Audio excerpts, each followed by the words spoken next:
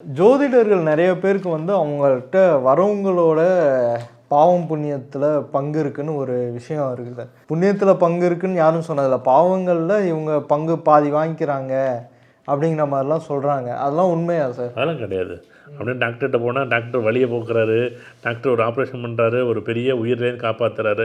அவர்கிட்ட பாவம் புண்ணியம் போய்டும்னு சொல்ல முடியுமான்னு? அவருக்கு என்ன படிச்சிருக்காரோ அவர் ஒரு இடத்துல காப்பாற்றுறாரு. ஒரு வக்கீல் ஒரு நீதிபதிகிட்ட போய் வாதாடுறாரு, ஒருத்தர் நல்லவரையும் கெட்டவரையும் காப்பாற்றுறாரு, தோக்குறாரு, ஜெயிக்க வைக்கிறாரு.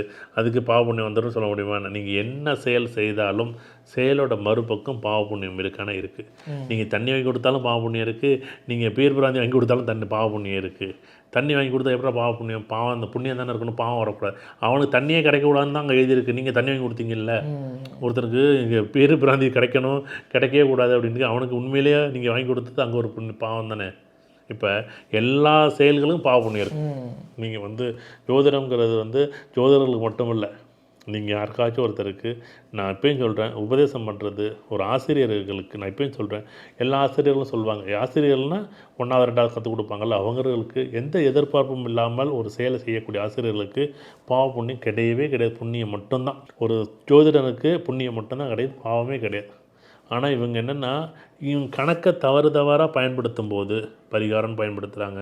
ஏன்னா எவ்வளோ உலகத்தில் இவ்வளோ பெரிய மக்கள் தொகையில் நீங்கள் நல்லா சொல்லுங்கள், எனக்கு நான் கன்சல்டேஷன் பண்ணுறேன், எனக்கு 500 ஃபீஸ் கொடுங்க, எனக்கு இவ்வளோ தான் ஃபீஸ், நல்லா 500 வாங்கிட்டு சந்தோஷமாக ஜாதகம் பாருங்கள், நீங்கள் அவ்வளோ சந்தோஷமாக இருக்குது. இதில் பாவமும் கிடையாது, புண்ணியம் கிடையாது. அவங்களுக்கு என்ன தகவல் சொல்ல கடவுள் வாய்ப்பு கொடுத்துச்சோ, கிரகம் என்ன வாய்ப்பு கொடுத்துச்சோ அதை தான் நாங்கள் சொல்ல போகிறோம். நீங்கள் கிரகம் நல்லா இல்லைன்னு நீங்கள் வரவும் போகிறதில்ல, கிரகம் நல்லா இருந்தால் நீங்கள் வரவும் போகிறதில்ல. அதை விட்டு இதில் பாவ புண்ணியம்னு ஒன்றும் கிடையாது. அது எல்லா செயல்களுக்கும் பாவ புண்ணியம் இருக்குது. நீ கோவிலில் பணம் போட்டாலும் பாவ புண்ணியம் இருக்குது, கோவிலில் பணம் போடலைனாலும் பாவ புண்ணியம் இருக்குது, சாப்பாடு வாங்கி கொடுத்தாலும் பாவ புண்ணியம் இருக்குது, சாப்பாடு வாங்கி கொடுக்கலனாலும் பாவ புண்ணியம் இருக்குது. அதை விட்டு நீங்கள் இங்கே பாவ புண்ணியங்கள் அவரோட நிலைகளை பொறுத்தது. நீங்கள் ஜோதிடர்களுக்கு மட்டும் கிடையாது, ஜோதிடத்துக்கு மட்டும் கிடையாது, பாவத்தை மட்டுமே ஜோதிடர்கள் வாங்கிறாங்க அப்படிலாம் கிடையாது. அவனுக்கு நல்ல வழி சொல்கிறதுக்கு அவனுக்கு ஜாதகத்தில் ஒரு வாய்ப்பு வந்திருக்கு, தெரிஞ்சுக்கிட்டு அவர் வாழ்க்கையை மாற்றிக்கிறாரு. அதே அவர் புண்ணியம் இல்லைன்னு வச்சுங்களேன், பாவமாக தான் இருந்துச்சுன்னா தவறான ஜோசியத்தில் தவறான ஒரு 10 லட்ச ரூபா இன்வெஸ்ட் பண்ணி மொத்தமாக காலியாகிடும்.